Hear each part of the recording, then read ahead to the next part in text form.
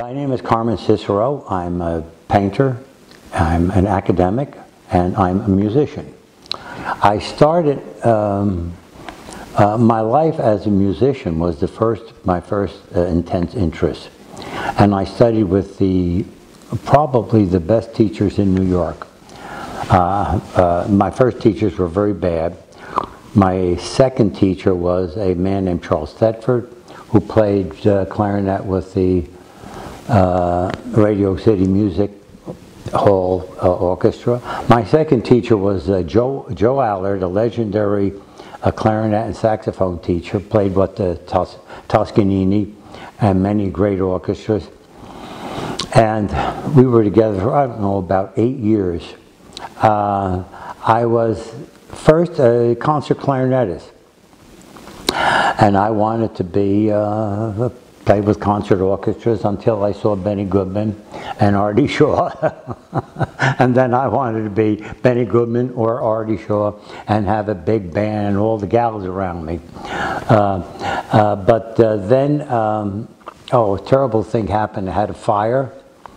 I lived in Englewood, New Jersey, and I had a fire, and both my studio and my apartment burned to the ground, taking with the fire my wonderful clarinet.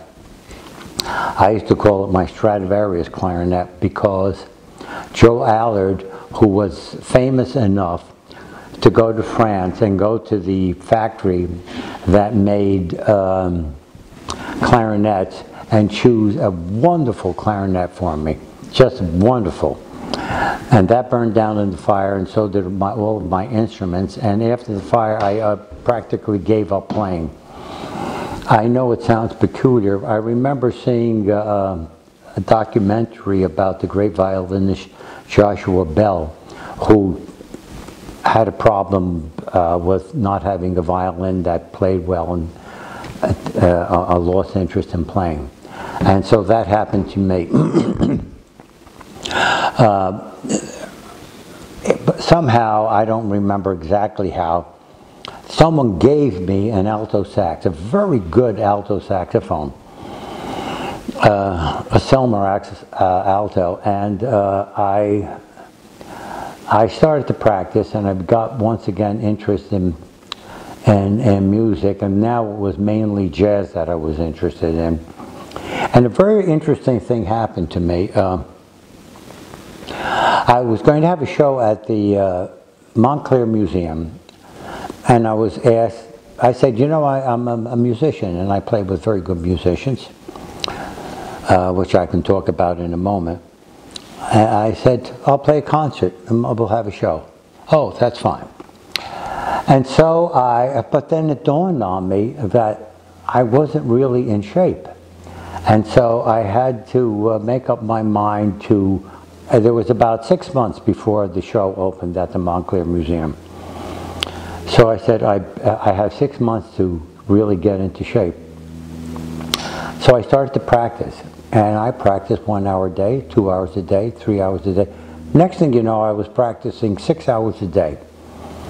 And a very peculiar thing happens when you play that much.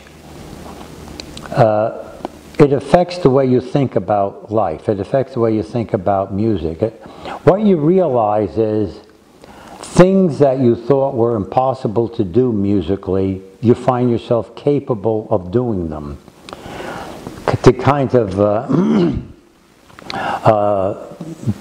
it's hard to explain musically, but musical ideas that were very difficult to articulate, you find yourself being able to articulate these things.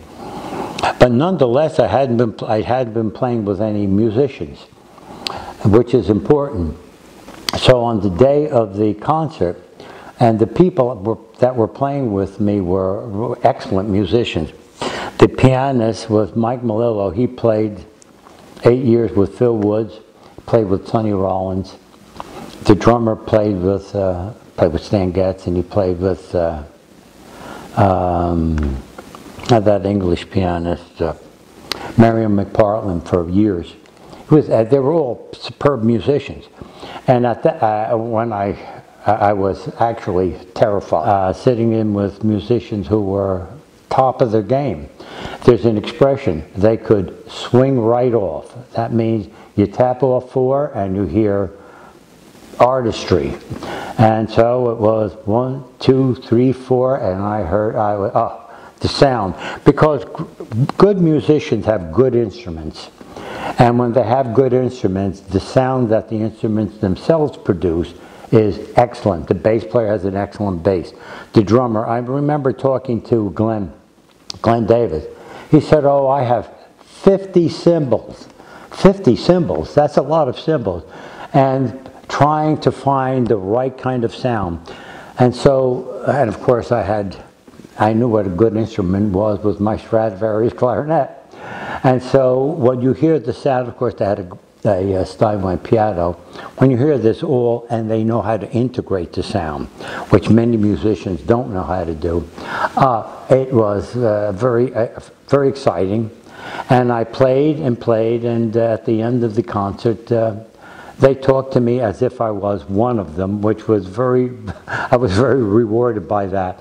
But they were doing things that I wasn't familiar with, but my musical instincts carried me away, and I could do it just using it's hard to explain, but sometimes they would come to the middle of the tune and they would play just what classical musicians call an ostinato, which is one bass note which is repeated, boom, boom, boom, boom, to boom, boom, and that becomes a stretch of 8 bars. Well, I'd never done that before, but hearing it, it seemed very natural, and I improvised on it, and everything went along fine. And it was a momentous day in my life as a musician. Of course, I also had I had a show of collages, one-man show of collages at the museum. So it was a funny integration of both of these arts, and it was a very exciting moment in my life.